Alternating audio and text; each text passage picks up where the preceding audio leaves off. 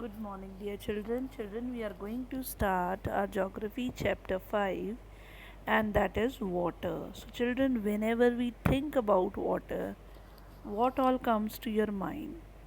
You think about rivers, waterfalls, raindrops, water taps, and all that. Now, children, when it rains, we are really very happy, but have you ever thought that where does this water go? So, children, the sun's heat it causes evaporation of water into vapor. So, the water is evaporated in a vapor form. So, when this vapor it cools down and then it condenses, fine, and it forms clouds, fine, and then these clouds when they are heavy, they cannot float more. What they do?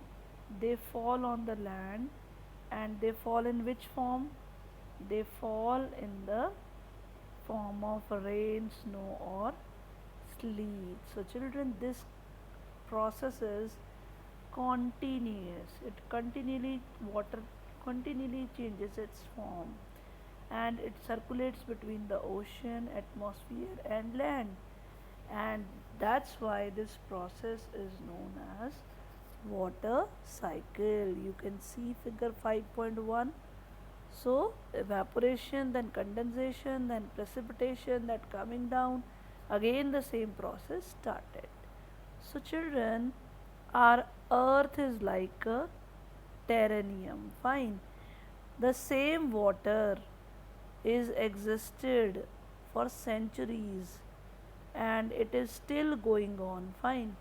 The water is used to irrigate fields in Haryana, may have flowed down from the Amazon River 100 years ago. So it's a circulation. Fine. Now, what are the major sources of fresh water? So, rivers, ponds, springs, glaciers, the, these all are the sources of fresh water. Now, children, the water bodies and the sea, they contain salty water. The water of the oceans is salty or saline. Why is it so? Because it contains a large amount of dissolved salts, and most of the salt is sodium chloride, or the common salt that we use in eating. So that's why the water in the ocean and the seas is saline. Now, children, here is a you can see figure 5.2. Here they have shown us major seas, lakes, and rivers of the world, children. Now comes the distribution of water.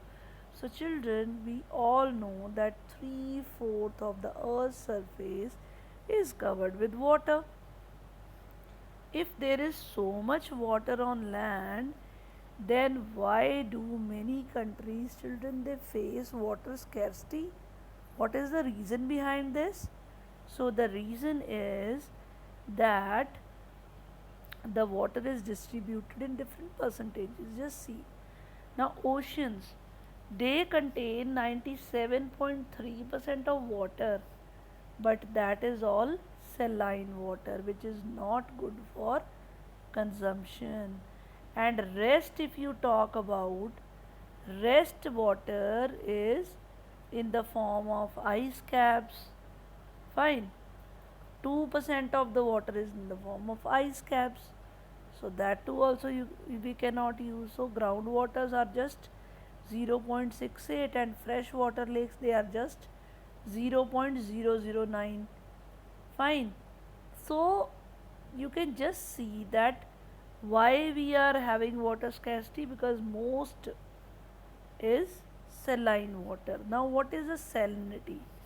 Salinity is the amount of salt in grams present in 1000 grams of water. If you take 1000 grams of water, how much gram of salt is present in it? That makes the salinity. Now, the average salinity is 35 parts per thousand. In every 1000 there are 35 parts of this salt. Dead Sea in Israel has the salinity. How much salinity? 340 grams per liter. In every liter of water, they have 340 grams of salt. Swimmers can float in it because the increased salt content makes it dense. Fine. So, see, water distribution can be demonstrated by a simple activity. Here, they have given you a simple activity to show the distribution. Fine. Water is absolutely essential for survival, children, you all know. Now, water is only one source which can remove our thirst when we are thirsty.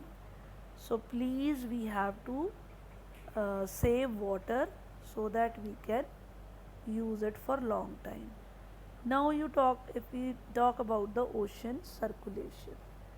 Now, this is something magical about walking bare feet. They are talking about the seashore, how you will be walking barefoot on the seashore, and the wet sand on the beach, the cool breeze is going, the seabirds are chirping, smell of sand in the air. So, all these things, music of the waves. So, this is really fascinating. So, unlike calm waters or ponds and lake, ocean water keeps moving continuously, children. We all know that it keeps on moving. It is never still. So the movements that occur in the ocean can be categorized as waves, tides and currents. So these waves, tides and currents, they are the movements of the ocean. So the first movement is, children, waves. Fine. Now when we are playing with the ball, if we throw the ball in the water, what happens? It will the ball gets washed back to the shore by the waves. The waves, they bring the ball back to the seashore.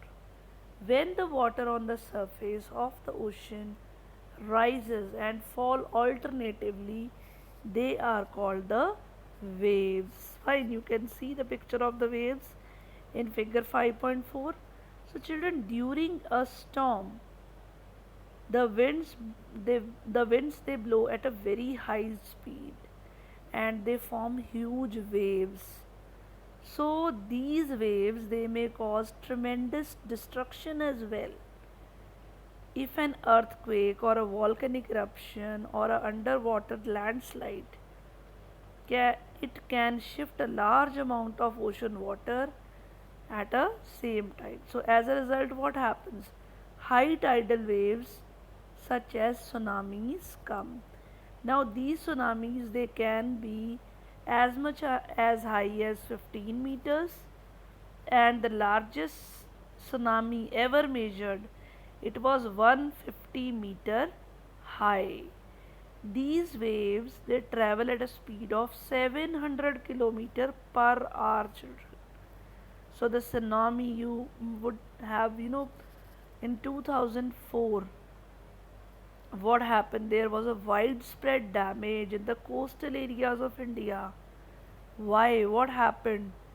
Even the Indira Point, which that is in the Andaman and Nicobar Island, so that was totally submerged in the tsunami waves. So here is a tsunami report. So we will read it. Fine. So tsunami, the Earth's pandemonium. So this we will talk about tomorrow. Fine. So this was all about today's topic.